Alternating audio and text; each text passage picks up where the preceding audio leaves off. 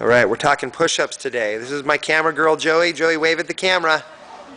She's going to be in charge of the camera. All right, new 2012 CrossFit Snohomish push-up standard for this year at least. Why the big emphasis on push-ups? There's two kinds of standards. There's a range of motion standard, and there's also a positional standard. A pull-up has just a range of motion standard. Arms straight, chin over the bar. If you want to do a 360 flip in the middle and get there, as long as you don't hurt yourself, I'm okay with that. But we've got to achieve that standard. Push-up is more similar to like an L pull-up. An L pull-up has a positional standard and a range of motion standard. You have to get the arms straight at the bottom, chin over the bar at the top, but you must maintain an L. And we all know an L pull-up in this position is much different than an L pull-up in this position. So push-up is similar to that. It's touch the ground at the bottom, arms straight at the top. But if we change the positional standard, it's going to look a lot different. So if I was to take a bar, set it up on this plate, it would angle down, and the only spot touching would be at this end. Nothing in the middle would touch. What's happened with a lot of people's push-ups is something in the middle is touching. So they feel like they're touching the ground, and they feel like their arms are getting straight, and they are. But changing the position of the body makes the range of motion much shorter. So I'm going to demonstrate a good push-up on the ground. Can you see me still, Joey? Yeah. My whole body? Yeah. Okay. This is a good plank position. To do a good push-up, I need to maintain this, and my face actually needs to move out of the way, and I'm only touching my upper chest. That's a good push-up. If I change the positional standard and lose that plank a little bit, I've still touched the ground. I've still got my arms straight, but it's much shorter. If you watch my shoulders, they don't even dip below my elbows. If I keep a good plank, they dip well below my elbows. The other problem is some people will feel their face coming close to the ground, their chin is down, their forehead is down, and they'll want to come back up. Again, I don't even sink my shoulders below my elbows. What we've created here, and you see it in the picture there on the website, is a way to remedy this.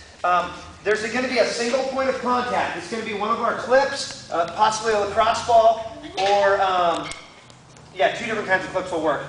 Right in the center of two 25-pound plates, and then we've got another 25-pound plate here. If equipment becomes an issue in a big class, you can put a 35 or a 45 here as well. So we've got a level playing field just like the ground, but your stomach should not touch the ground. I don't care if you think you're large in the middle and a little bit round. If you keep a decent plank and your hips are up just a little bit and you're in a hollowed out position, your chest should touch right here, and that's it. This is the only point of contact for the standard. Obviously, your feet and hands will be on the ground. This is the push-up. I only touch there, and I push back up. This allows room for my chin too, so you don't have to worry about keeping your chin off the ground. And again, so chin and stomach should not touch the ground, only that spot there. This can be scaled. You can scale reps back. If it's Cindy, instead of doing 10 push-ups, you can drop back to 5 each round so you can keep moving. You can also do knee push-ups just exactly the same way.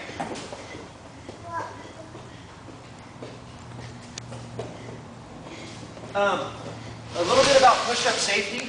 The shoulder joint is a really shallow joint. It's a ball joint, so it's complex. There's a lot of muscles, tendons, ligaments all passing through the same joint. It's probably the biggest problem area for CrossFitters for injury. Push-ups are a great time to work on external rotation, putting the head of the humerus back in the proper spot in the socket.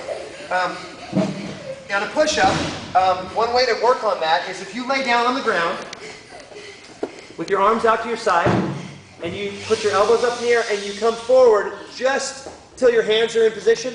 What that does is it keeps those shoulder blades pinched back and that humerus in the proper spot, and it allows you to have a little bit of external rotation of the shoulders. As you come up, we're thinking about screwing that humerus into the joint.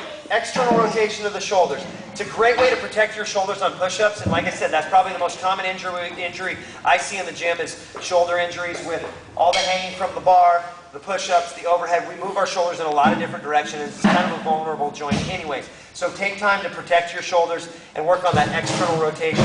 We've got the new standard. We're going to keep it for 2012. At the end of the year, we'll see. Maybe we like it.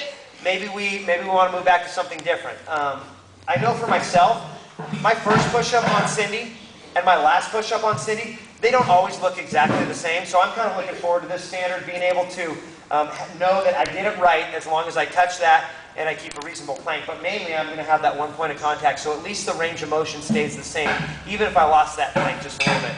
So that's it for 2012 push-ups. We'll see you in the gym.